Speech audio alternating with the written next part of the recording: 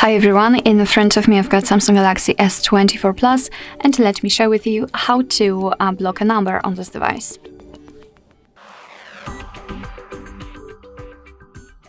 So let's start with the first way of blocking the number via your contact list, so you can block the number you've got currently saved. Let's open your contact list, find the contact you'd like to block and tap on it, and then tap on this info icon.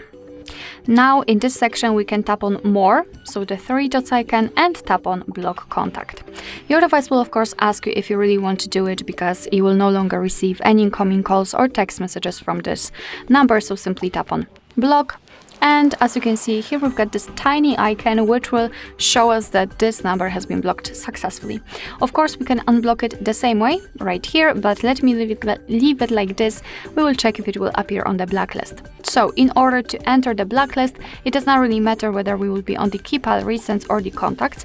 We have to tap on the three dots icon in the right upper corner and then enter the settings. As you can see here, we've got the block numbers option, so let's tap. And there we've got our blacklist. This is the number we just blocked from our contacts. So as you can see, the previous option also works. Here we can add the number manually, so you do not have to have it saved. You can just enter it here manually, or paste it if you've got it copied, and finish it just by tapping on this plus icon. And as you can see, it will immediately appear on the blacklist. Of course, here you can either enter the recents or your contacts and block a lot of numbers with only one click, so mark a lot of them. It's up to you.